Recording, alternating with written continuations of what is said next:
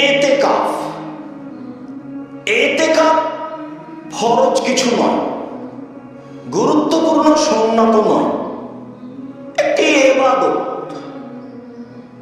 বেশি ইবাদত করার একটা বিশেষ পদ্ধতি। কেউ যদি বেশি ইবাদত করতে চায় তাহলে এই পদ্ধতি গ্রহণ করতে হবে, নিজেকে আটকিয়ে দেওয়া। প্রত্যেক মসজিদে পাড়ার পক্ষ থেকে অন্তত একজনকে এতেকাফ করতে হবে, কথাটি মিথ্যা। নইলে গ্রামবাসী পাপী হবে, কথাটি মিথ্যা। কোনো একজন লোককে নিয়ে এসে এতেকাফ করাতে হবে, কথাটি মিথ্যা। ধর্ম এরকম পাগল নয়। আয়েশা রাদিয়াল্লাহু তাআলা আনহা বলেন, কানান নবী সাল্লাল্লাহু আলাইহি সাল্লাম ইয়াতাকিফুল আশরাল আখিরা। রাসূল সাল্লাল্লাহু আলাইহি সাল্লাম রমজানের শেষ দশক ইতিকাফ করতেন। ওয়া ইতিকাফ আজওয়াজুহু মিন বাদিহি। রাসূল সাল্লাল্লাহু আলাইহি সাল্লাম যখন দুনিয়া থেকে চলে গেলেন তখন তার স্ত্রীগণ রমজানের শেষ দশক ইতিকাফ করতেন। অত্র বুখারী মুসলিমের বিবরণে বোঝা যায় যে ইতিকাফ করা একটি রাসূলের পক্ষ থেকে সুন্নাত কাজ। পরবর্তীতে তার স্ত্রীগণ ইতিকাফ করতেন। আয়েশা রাদিয়াল্লাহু তাআলা আনহা বলেন, কানান নবী সাল্লাল্লাহু আলাইহি সাল্লাম মান আরাদা ইয়াতাকিফা। কোন মানুষ যদি ইতিকাফ করতে চায়, ফায়াদখুলু বাদাল ফজরে ফি মুতাকাফিহি, তাহলে সে প্রবেশ করবে তার ইতিকাফের স্থানে ফজরের সালাতের পর। অত্র মুসলিম গ্রন্থে ইতিকাফের ঘরে ফজরের সালাতের পরে ঢোকার কথা বোঝা যায়। বিবরণে একাধিক হাদিস অনুযায়ী বোঝা যায় আসলে প্রবেশটি মাগরিবের পরে। সারা রাত ইবাদত করেছে, সারা রাত ইবাদতের পরে ওই ফজরের সালাতের পরে নির্ধারিত জায়গায় প্রবেশ করেছে, তাই এখানে ফজরের পরে প্রমাণ হয়েছে। অন্যথায় 20 রমজান পার হওয়ার পরে 21 রমজান মাগরিবের পর থেকেই শেষ দশক আরম্ভ হয়। অতএব ইতিকাফ শেষ দশক করতে হলে 20 রমজান পার হওয়ার পরে 21 রমজানের মাগরিবের পর থেকেই ইতিকাফ আরম্ভ করতে হবে।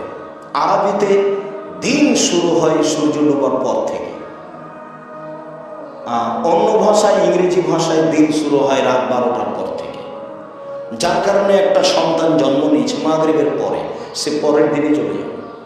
যে সন্তান মাগরিবের আগে জন্ম নিয়েছে সেই সন্তান আগের দিনেই থাকবে। এই হিসাব হলে 12টার পরে হতো।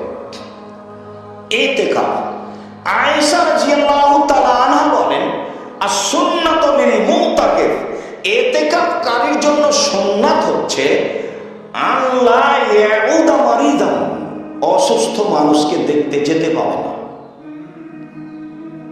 ওয়ালা ইয়াশহাদা জানাজা, কোন জানাজায় উপস্থিত হতে পাবে না।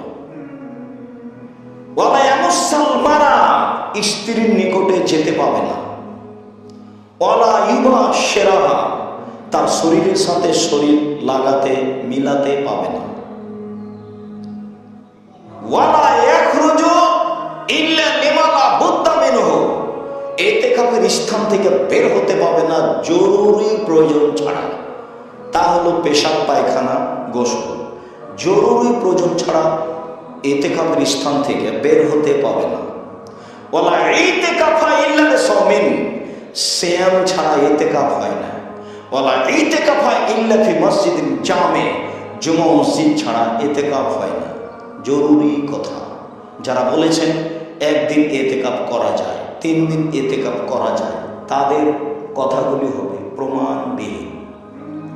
বুখারী মুসলিমের এক হাদিসে রয়েছে যে ওমর রাদিয়াল্লাহু তাআলা আনহু বলছেন, আল্লাহর নবী, আমি কাবা ঘরে একদিন ইতিকাফের মানত মেনেছিলাম।